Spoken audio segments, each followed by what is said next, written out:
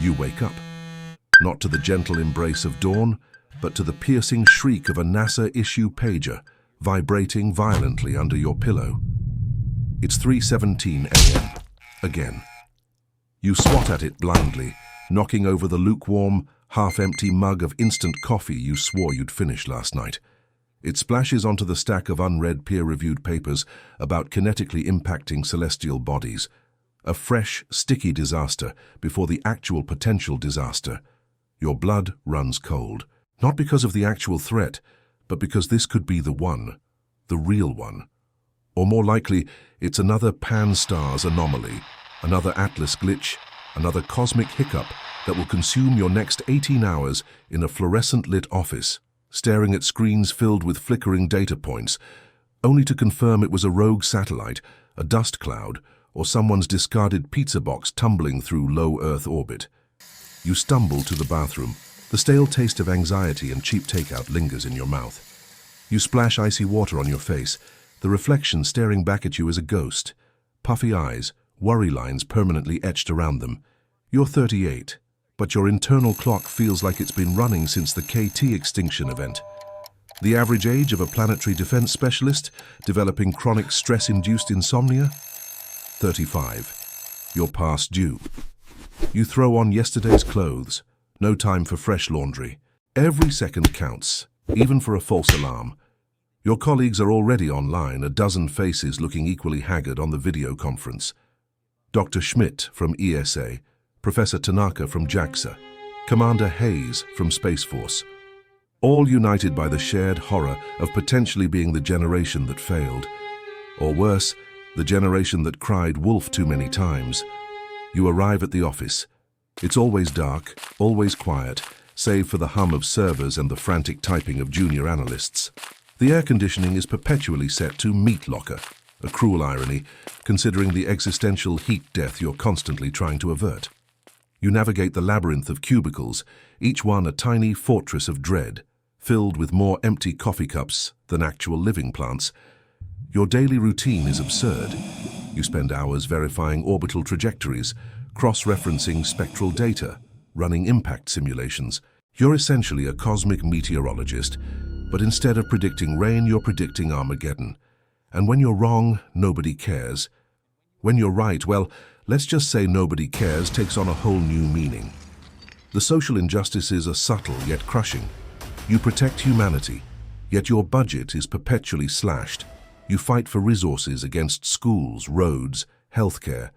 Asteroids are a hypothetical threat, they say, while ignoring the very real threat of your impending nervous breakdown. Your salary. Enough to afford rent in a moderately depressed suburb, but not enough to offset the constant, soul-crushing dread. The dangers are not just cosmic. There's the danger of public ridicule. Remember that one time a rogue media outlet leaked a preliminary trajectory map that showed an asteroid might pass near Luxembourg. The internet exploded with memes.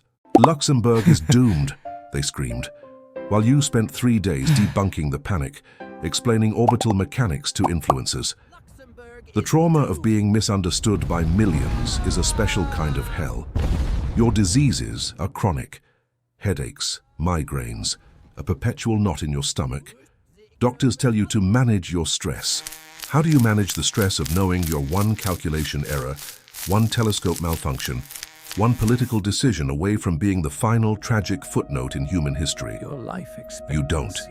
You just add another pill to your morning routine. The food is revolting. The office vending machine is a monument to processed despair. Stale honey buns, neon orange cheese crackers, and lukewarm energy drinks. The coffee tastes like burnt asphalt and forgotten dreams. Your diet consists primarily of regret and caffeine, seasoned with the occasional cold pizza slice retrieved from a communal fridge that smells faintly of old socks and existential dread. Your work environment is a paradox. You're surrounded by brilliant minds, the cream of the crop in astrophysics, engineering, and data science. Yet you're all trapped in a bureaucratic nightmare. The forms, the reports, the interagency memos. You're building a defense system against extinction, but you can't get a new office chair approved without 3 layers of sign-offs and a detailed cost-benefit analysis. The brutal daily life involves endless meetings, Meetings about meetings. Meetings to discuss the findings of previous meetings. Meetings with politicians who nod sagely while clearly thinking about their next golf game. Meetings where you painstakingly explain complex astrophysics, only to be asked if we can just shoot it with a laser. The patience required is superhuman. You deal with cruel data daily. Not just impact probabilities, but the chilling realization that humanity's fate often hinges on a fractional percentage. A 0.01% chance of impact still means someone, somewhere, is losing sleep over it. That someone is you. And the cruelest data of all? The projected cost of a major asteroid impact versus the minuscule budget allocated to prevent it. The numbers don't lie, but they certainly scream. Your life expectancy is measured in false alarms.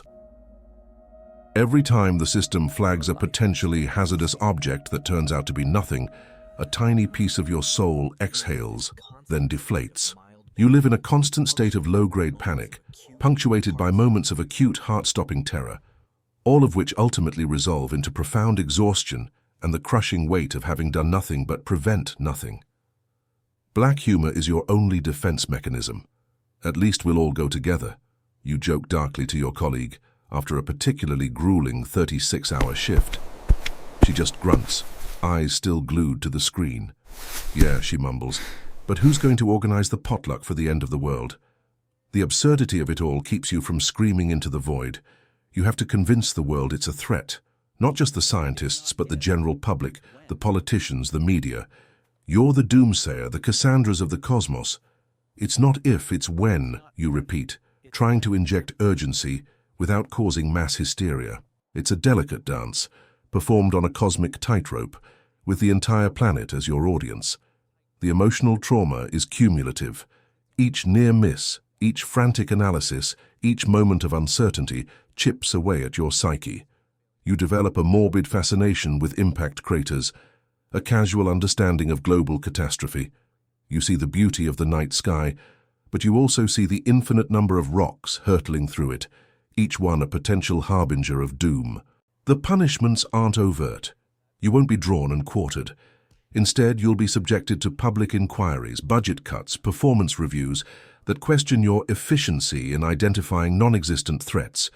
You'll be gaslit by the very system you're trying to protect. Why didn't you prevent this non-event more cost-effectively? They'll ask. You are the ultimate paradox. You work tirelessly to ensure nothing happens. Your success means oblivion averted, but also means no one truly understands the scale of the disaster you prevented. You are the unsung hero whose greatest triumphs are entirely invisible. You are the watchman against the cosmic dark, but your vigilance is only noticed when the monsters actually arrive. And then the call ends. The anomaly is confirmed benign. Another near miss. Another several decades, maybe, of reprieve. You shut down your computer, the screen fading to black, mirroring the void you've just stared into for hours. You gather your things, feeling utterly drained, yet strangely empty. You head home. The city lights twinkle, oblivious. People are living their lives, enjoying their mundane problems, unaware that a few dedicated, sleep-deprived individuals just pulled them back from the brink. You get into bed, the instant coffee mug still on the floor, the papers still damp. You close your eyes. And as you drift off to sleep, you can't help but think, at least your biggest concern tomorrow won't be a 10-kilometer wide rock hurtling towards Earth at Mach 60. No. Tomorrow, your biggest problem will just be trying to figure out how to pay those utility bills. For now, the universe can wait.